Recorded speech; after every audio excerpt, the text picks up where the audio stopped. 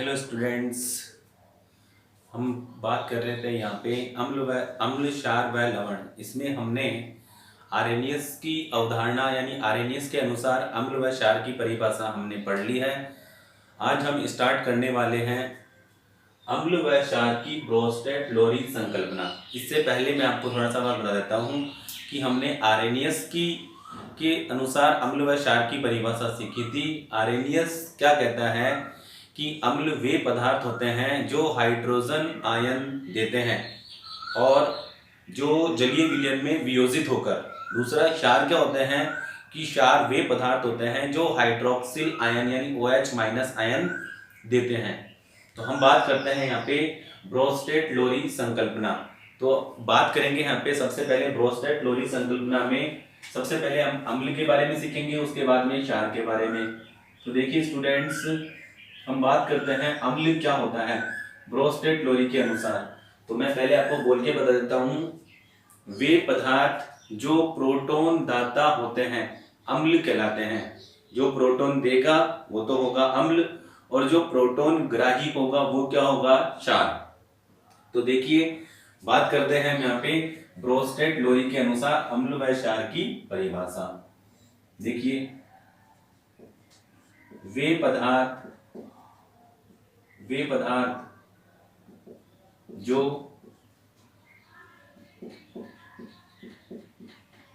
Proton दाता होते हैं, वे पदार्थ जो प्रोटॉन दाता होते हैं अम्ल कहलाते हैं।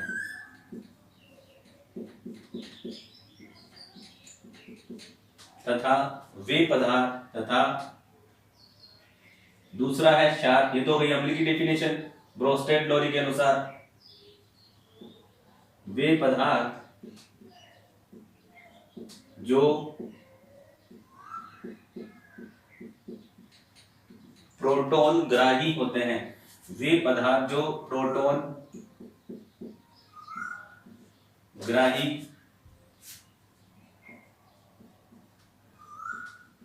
होते हैं क्षार कहलाते हैं।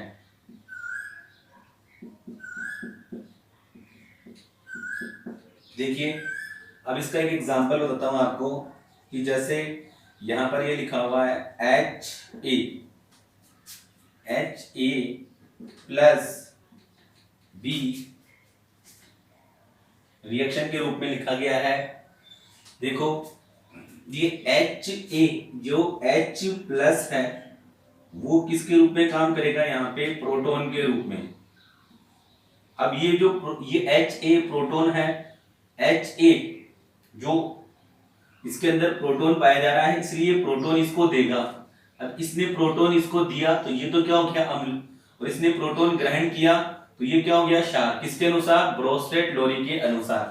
तो ये हमारे पास, अब इसने प्रोटॉन त्याग, देखो इस बात समझिए आप। तो देखिए स्टूडेंट्स, आप देखो कि जैसे हम बात करें यहाँ पे Ha जो है वो दो पदार्थों से मिलकर बना हुआ है। एक तो H प्लस जो प्रोटॉन है और एक माइनस।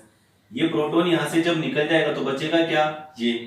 तो जो बच गया वो देखिए, जो बचा है वो हमारे पास है A माइनस प्लस यहां पर जैसे अपन यहां पे लिख सकते हैं BH प्लस, या कैसे भी लिख दो आप H प्लस B। तो देखिए हम बात करते हैं यहाँ पे कि इसने प्रोटॉन दिया है इसलिए ये तो क्या हो गया अम्ल, इसने प्रोटॉन ग्रहण किया है इसलिए क्या हो गया क्षार। प्रोटॉन त्यागने के पश्चात इससे क्या बना है, ये बना है। और प्रोटॉन ग्रहण करने के पश्चात ये बना है, तो ये क्या हो गया अम्ल। और अम्ल से देखो उसने एक, यानी ब्रोस्टेट लोरी ने अम्ल व क्षार की डेफिनेशन के साथ साथ एक बात और बताई। उन्होंने बताया कि अम्ल के प्रोटॉन त्यागने के पश्चात जो स्पीशीज बचेगी, जो पदार्थ बचेगा वो क्या होगा, इस अम्ल का संयुग्मी क्षार होगा।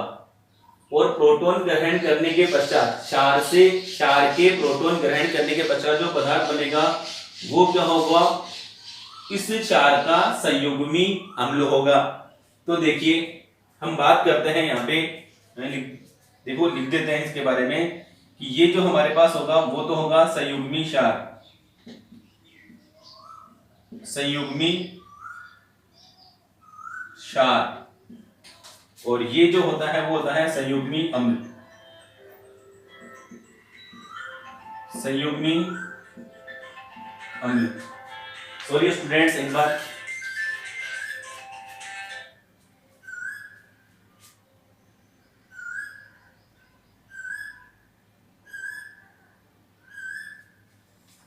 यस देखिए स्टूडेंट्स, हम बात कर रहे हैं यहाँ पे अम्ल व क्षार की ब्रोस्टेट-लोरी अवधारणा या ब्रोस्टेट-लोरी संकल्पना।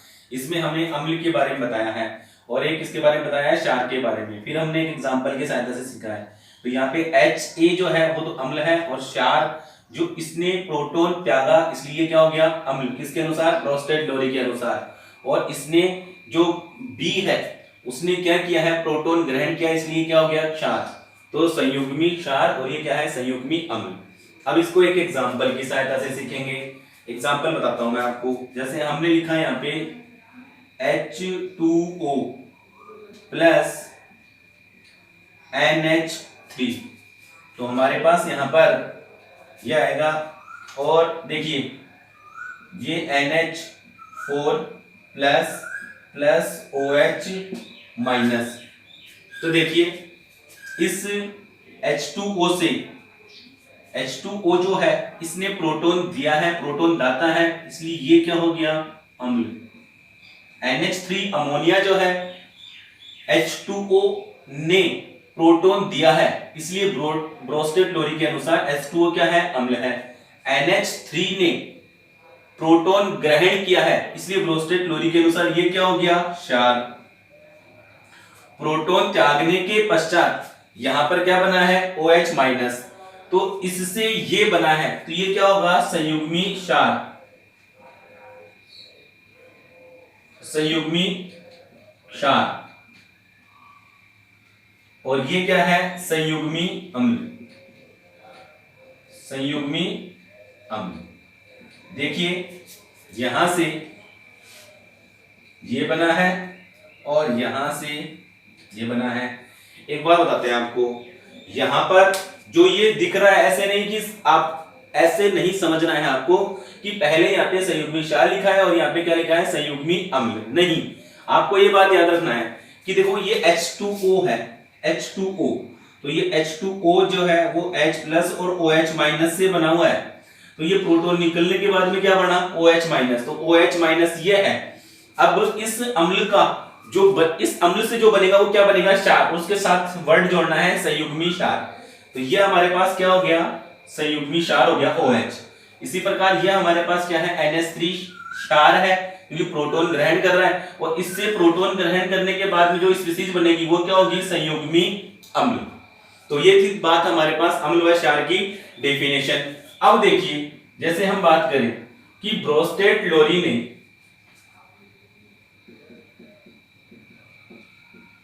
ब्रोस्टेट-लोरी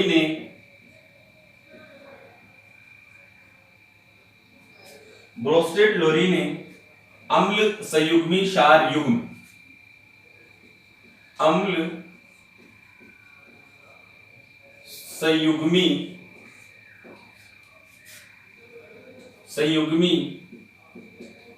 क्षार युग्म की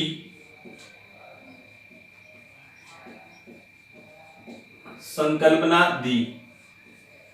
अब ब्रोस्टेट देखो इसके अनुसार क्या है कि जैसे अपन बात करें ये HA और A जो है वो किसका युग्म है, ये अम्ल व संयुग्मी क्षार, अम्ल व संयुग्मी क्षार का युग्म है। देखिए बात करते हैं हम यहाँ पे कि ब्रोस्टेट-लोरी ने अम्ल संयुग्मी क्षार युग्म की संकल्पना दी। अब यहाँ पे Ha तो क्या है, अम्ल, और इस Ha जो है इसने प्रोटॉन देने के पश्चात, प्रोटॉन त्यागने के पश्चात क्या बना, A माइनस, एडेस लिख दिया, A माइनस आएगा, A माइनस। तो A माइनस जो होगा वो क्या होगा, संयुग्मी क्षार। इस अम्ल से संयुग्मी क्षार बना है, तो ये अम्ल और संयुग्मी क्षार इसका क्या हो गया, एक युग्म हो गया, जोड़ा हो गया अम्ल का और संयुग्मी क्षार का। ठीक है, एक और हम बात करते हैं यहाँ पे, देखिए हम बात करें, देखिए स्टूडेंट्स मैं आगे बताऊंगा, वहां पे जगह कम रह जाएगी, तो आप इसका पहले एक स्क्रीनशॉट लीजिए, फिर हम आगे बात करते हैं। इसका एक स्क्रीनशॉट लीजिए स्टूडेंट्स।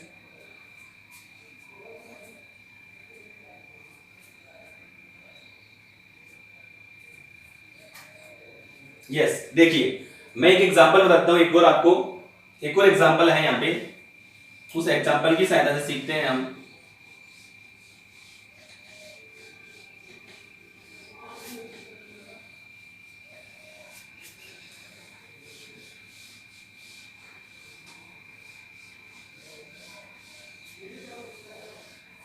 देखिए हम बात करते हैं, एक और एग्जांपल है, HCl प्लस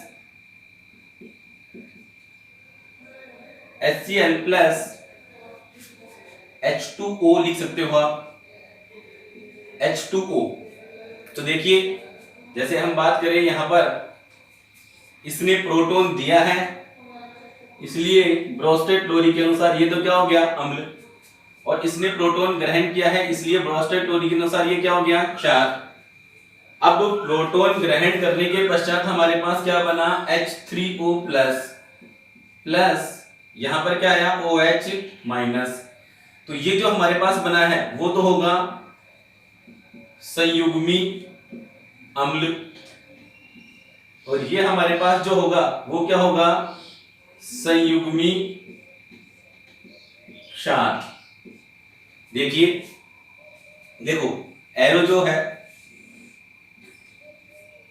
ये एरो यहां से U क्यों लगा है, अच्छा यहाँ पे OH माइनस नहीं आएगा, ध्यान रखना स्टूडेंट्स, यहाँ पे Cl माइनस आएगा। देखिए यहां पर इसमें से HCl में से प्रोटॉन निकला और प्रोटॉन इसने इसको दिया, इसमें से निकला प्रोटॉन इसको दिया, तो यहां से ये बन रहा है। तो यहां पे देखो ये HCl है, ये H प्लस और Cl माइनस से बना हुआ है, ये निकल गया तो बचा क्या, Cl। तो ये HCl पूरा तो क्या है, अम्ल है, प्रोटॉन दिया है, इसलिए ब्रोस्टेड-लोरी के अनुसार HCl क्या है, अम्ल, और इसने प्रोटॉन ग्रहण किया है, तो ये क्या हो गया, क्षार।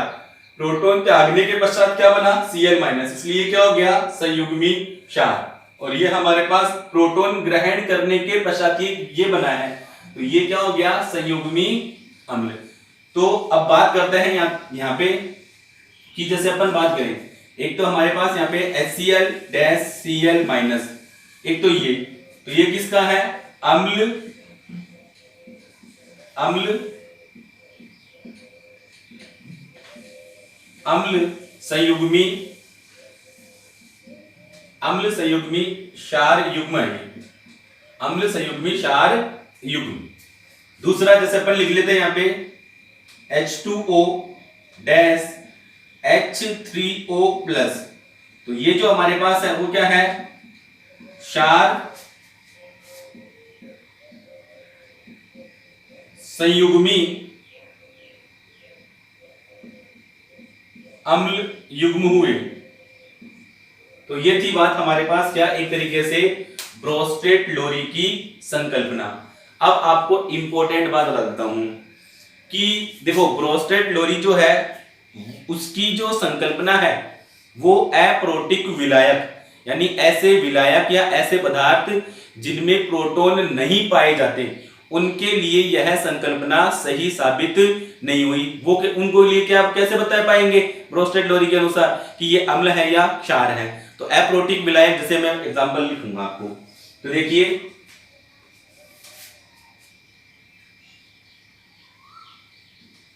यह संकल्पना कौन सी संकल्पना हो गई, ब्रोस्टेड-लोरी संकल्पना। यह संकल्पना अप्रोटिक विलायक या पदार्थ, अप्रोटिक विलायक, अप्रोटिक विलायक भी बोल सकते हो और पदार्थ भी बोल सकते हो। यह संकल्पना अप्रोटिक विलायक, अप्रोटिक विलायक जैसे, अप्रोटिक विलायक जैसे CO2, SO2, BF3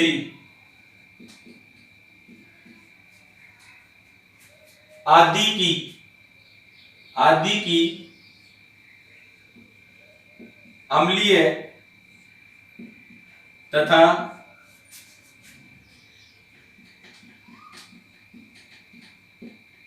क्षारीयता या क्षारीय प्रकृति के बारे में, क्षारीय प्रकृति के बारे में नहीं बताती। ठीक है, तो इसके बाद में हमारे पास तीसरी संकल्पना है। अब तीसरी संकल्पना पढ़ेंगे, उससे पहले आप इसका भी एक स्क्रीनशॉट ले लो। तो हमारे पास एक तरीके से प्रोस्टेट लोरी संकल्पना है, उसका पॉइंट कंप्लीट हो गया। तो इसका स्क्रीनशॉट लीजिए, फिर मैं आपको एक बार वापस से थोड़ा सा रिवाइज कर देता हूं।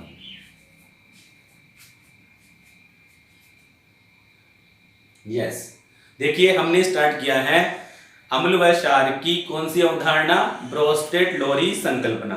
तो ब्रोस्टेट लोरी संकल्पना क्या कहती है कि वे पदार्थ जो प्रोटॉन दाता होते हैं वो तो क्या होंगे, अम्ल, और वे पदार्थ जो प्रोटॉन ग्राही होते हैं क्या होते हैं, क्षार।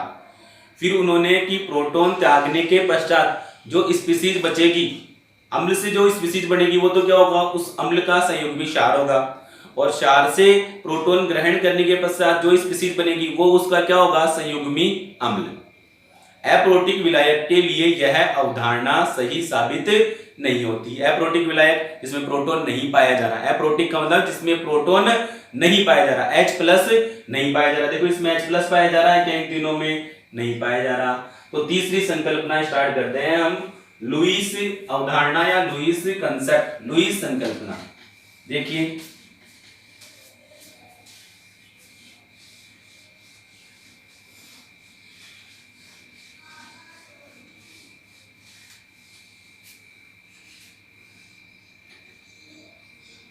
देखिए तीसरी संकल्पना हमारे पास है,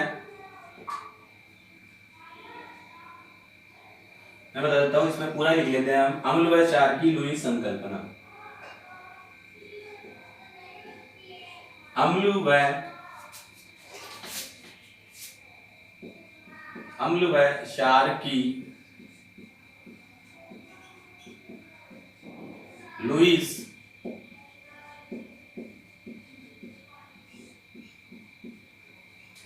अम्ल व क्षार की लुईस संकल्पना, अम्ल व क्षार की लुईस संकल्पना या लुईस अवधारणा भी कह सकते हैं। तो लुईस ने क्या बताया था उसको पहले मैं आपको बता देता हूं बोल के। देखिए कि वे पदार्थ जो इलेक्ट्रॉन युग्म ग्राही होते हैं, देखो इंपॉर्टेंट बात है यहाँ पे, जो इससे पहले दो परिभाषा आई है उसमें हाइड्रोजन आयन और प्रोटॉन ये आए थे, यानी प्लस जो था वो उसमें था। अब यहां पर इलेक्ट्रॉन पर आधारित है, जो लुईस संकल्पना है वो किस पर आधारित है, इलेक्ट्रॉन पर, इलेक्ट्रॉन युग्म पर आधारित है। तो हम बात करेंगे कि वे पदार्थ जो इलेक्ट्रॉन युग्म ग्राही होते हैं वो तो क्या होंगे, अम्ल। तो वो लुईस के अनुसार वो क्या होंगे, अम्ल होंगे। और जो इलेक्ट्रॉन युग्म दाता होते हैं वो लुईस के अनुसार क्या होते हैं, क्षार। डेफिनेशन समझ में आई? देखिए लुईस के अनुसार अम्ल की परिभाषा पढ़ेंगे हम। वे पदार्थ जो इलेक्ट्रॉन युग्म ग्राही होते हैं, इलेक्ट्रॉन युग्म ग्राही होते हैं, इलेक्ट्रॉन युग्म ग्राही होते हैं, अम्ल कहलाते हैं, अम्ल कहलाते हैं। किसके अनुसार, लुईस संकल्पना के अनुसार। दूसरा है, दूसरी बात करेंगे अपने यहाँ पे किसकी, क्षार की। क्षार की डेफिनेशन क्या होती है, देखिए यहाँ पे चेंज हो जाएगा, इलेक्ट्रॉन युग्म क्या होते हैं, दाता। तो डेफिनेशन क्या हो गई, वे पदार्थ जो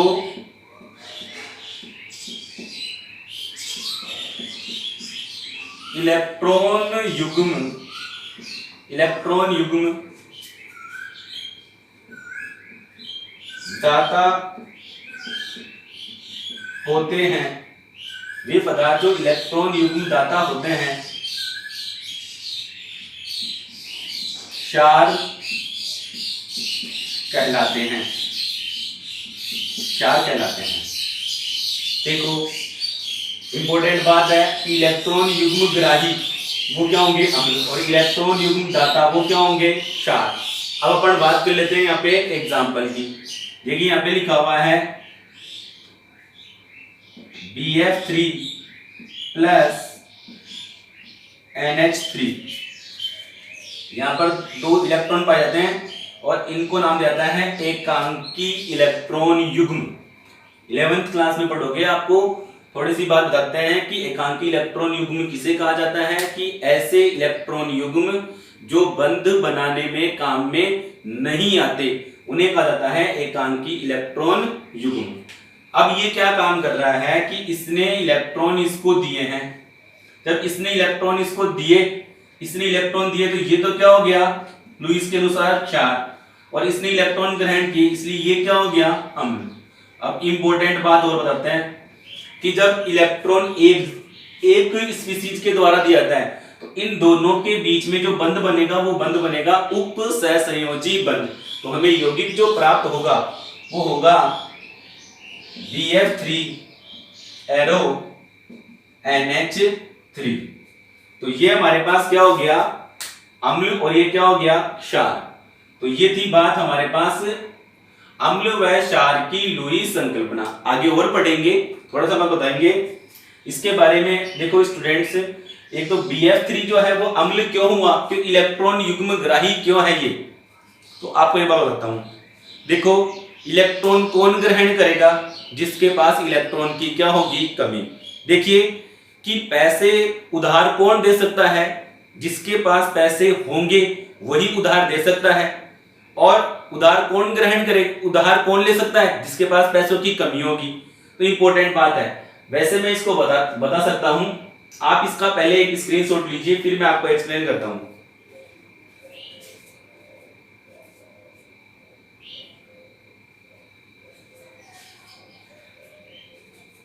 यस स्टूडेंट्स, देखो कि BF3 और NH3 जो है वो लुईस के अनुसार ये तो अम्ल क्यों है और लुईस के अनुसार ये क्षार क्यों है, इसके बारे में बात करते हैं हम। तो इसका एक स्क्रीनशॉट आपने ले लिया, अब मैं इसको मिटा देता हूं। देखो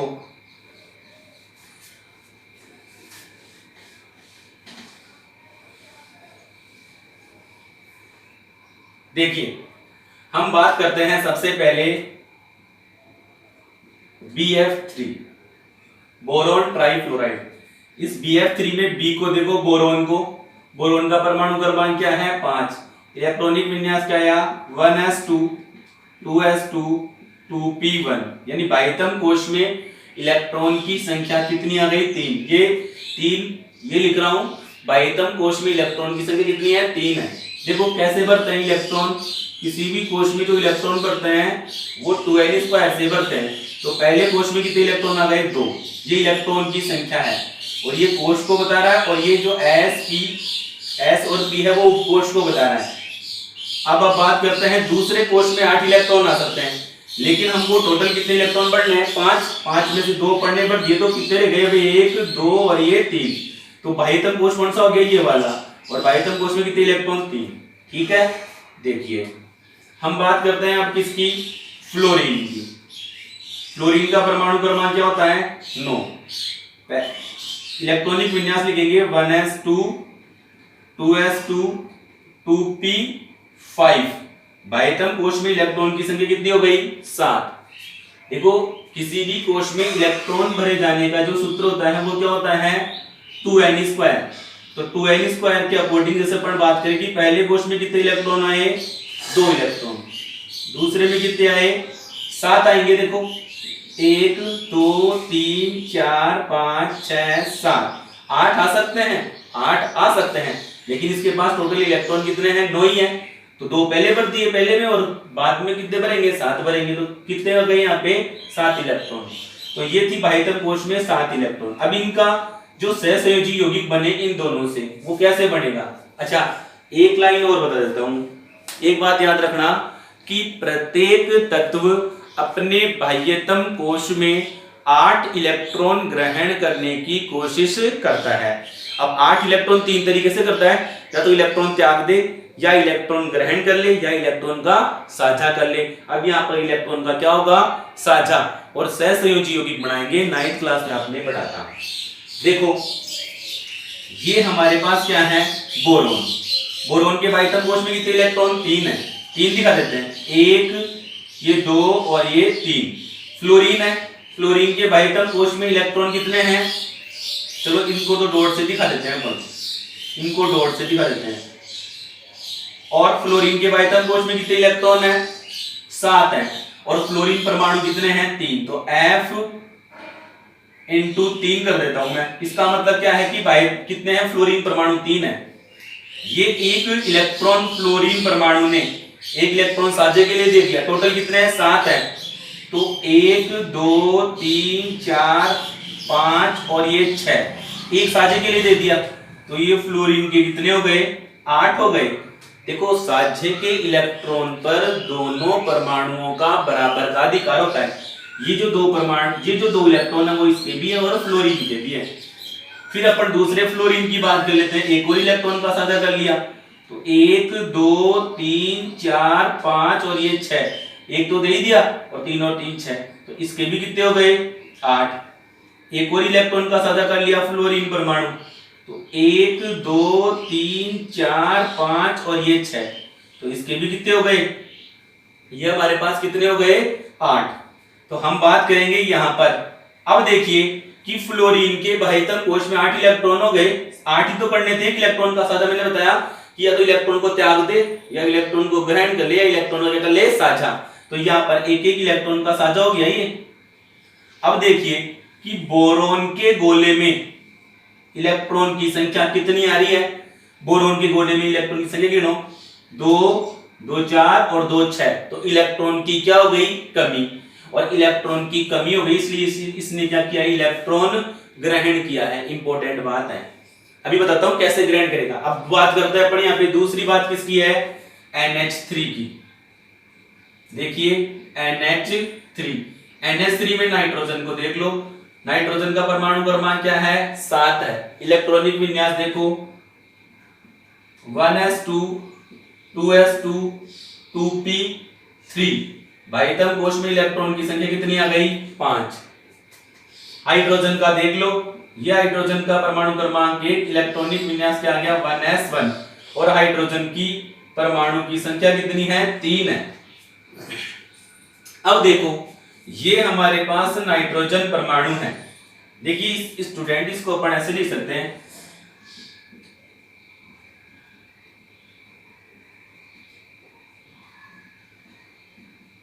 ये इसलिए ऐसे लिखा है कि ये एक एक इलेक्ट्रॉन का साझा हुआ इसलिए एकल बंध, ये भी एक एक इलेक्ट्रॉन का साझा हुआ एकल बंध, यहाँ पे भी एक एक इलेक्ट्रॉन का साझा हुआ इसलिए एकल बंध। हम बात करते हैं कि नाइट्रोजन के बाह्यतम कोश में 5 इलेक्ट्रॉन है, 1 2 3 4 और ये 5। इसने क्या किया? हाइड्रोजन के एक इलेक्ट्रॉन से साझा कर लिया। प्रत्येक तत्व अपने बाह्यतम कोश में 8 इलेक्ट्रॉन ग्रहण करने की कोशिश करता है या उत्कृष्ट गैस विन्यास प्राप्त करने की कोशिश करता है। हाइड्रोजन जो होता है वो हीलियम का जैसा विन्यास प्राप्त करता है, यानी बाह्यतम कोश में 2 इलेक्ट्रॉन। इसने भी 1 इलेक्ट्रॉन का साझा किया और यहां पर भी 1 इलेक्ट्रॉन का साझा। तो हाइड्रोजन के बाह्यतम कोश में तो कितने इलेक्ट्रॉन हो गए? 2, यानी पूरा हो गया बाह्यतम कोश।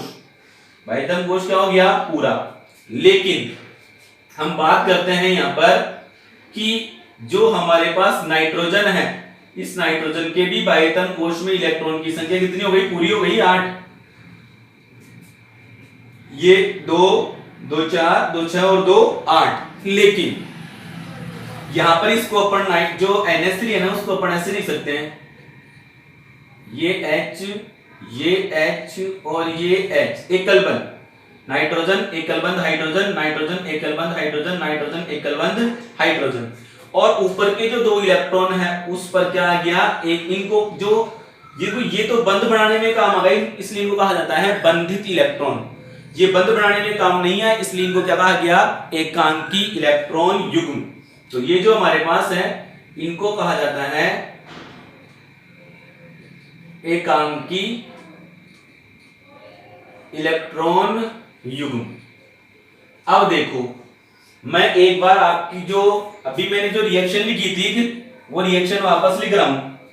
वो रिएक्शन कौन सी थी, देखिए एक तो हमारे पास है BF3 plus NH3 boron trifluoride, इसने इसके पास एकांकी इलेक्ट्रॉन युग्म है इसलिए इसने दिए, तो ये क्या हो गया अम्ल। अब देखो इधर बोरोन के बाह्यतम कोश में इलेक्ट्रॉन की संख्या कितनी है 6, करने कितने होते हैं 8, इसलिए इलेक्ट्रॉन कौन ग्रहण करेगा, बोरोन ट्राइफ्लोराइड, इसलिए ये क्या हो गया अम्ल। इसके पास इलेक्ट्रॉन की अधिकता है, एकांकी इलेक्ट्रॉन युग्म पाए जा रहे हैं 2, तो इसलिए इसने इसको इलेक्ट्रॉन दिया, इसलिए ये क्या हो गया क्षार, किसके अनुसार, लुईस के अनुसार। और हमारे पास क्या बन गया BF3 एरो NH3। और यहां पर जो बंध बना है ना, देखो इसको तो अपन सीधी ये एकल बंध से दर्शाया गया है, तो इसको तो नाम दिया गया सहसंयोजी बंध। जब बंध के इलेक्ट्रॉन किसी एक परमाणु के द्वारा ही दिए जाते हैं तो उसे कहा जाता है उप सहसंयोजी बंध।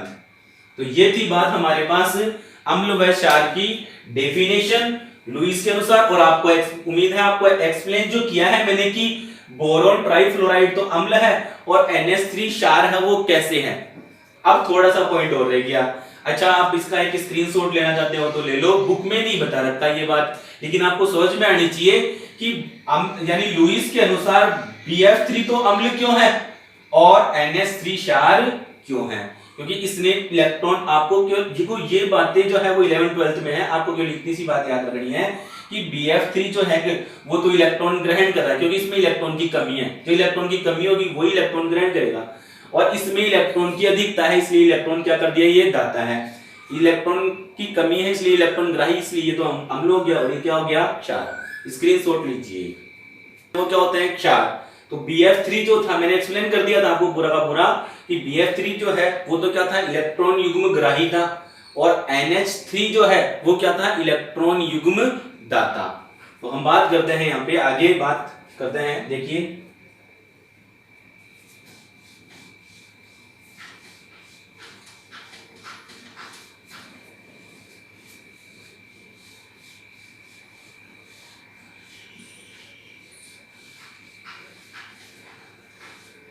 देखिए स्टूडेंट्स हम बात करते हैं यहाँ पे कि जो इसके अलावा देखो एक चीज और कि लुईस के अनुसार अम्ल कौन से होंगे कि वे पदार्थ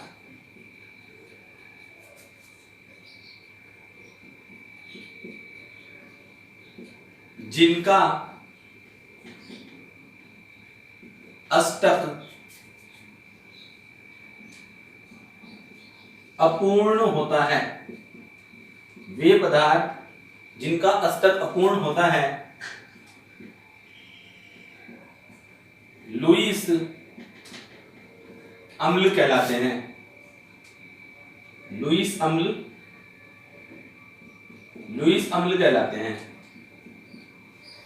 दूसरी बात क्या बता रखी है कि देखो लुईस अम्ल की बात आ रही है यहाँ पे, जिनका अष्टक क्या है, अपूर्ण, अष्टक जो है अपूर्ण है। इसी के अलावा वही वापस से लुईस अम्ल के एक और डेफिनेशन बताऊंगा, वे पदार्थ जो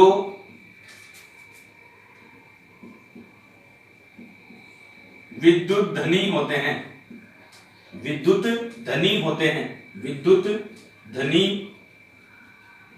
होते हैं, लुईस अम्ल कहलाते हैं।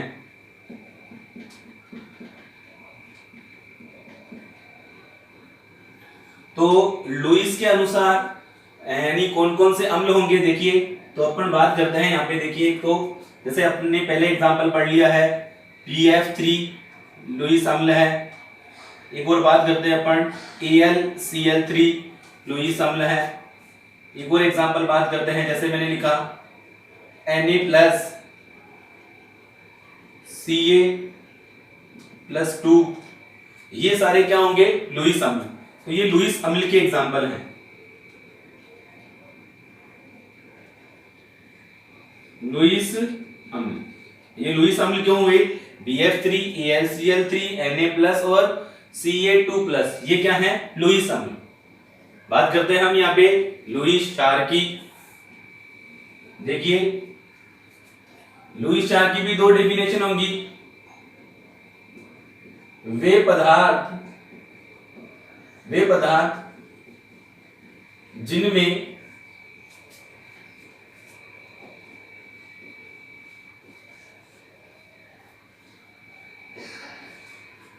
एकांकी इलेक्ट्रॉन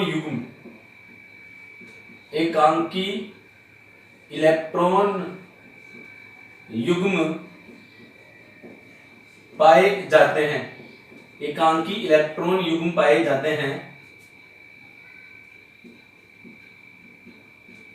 लुईस क्षार कहलाते हैं, लुईस क्षार कहलाते हैं। देखिए वे पदार्थ जिनमें एकांकी इलेक्ट्रॉन युग्म पाए जाते हैं लुईस क्षार कहलाते हैं। दूसरी बात, वे पदार्थ जो विद्युत धनी होते हैं, विद्युत धनी ब्रैकेट में समझ लेना, जैसे ऋणायन,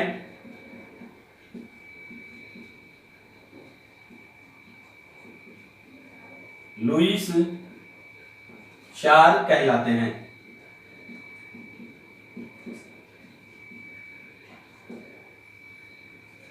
अब लुईस क्षार कौन कौन से हैं? लुईस क्षार, तो लुईस क्षार के एग्जांपल बात करते हैं अपन यहाँ पे। जैसे लुईस क्षार के एग्जांपल है जैसे H2O,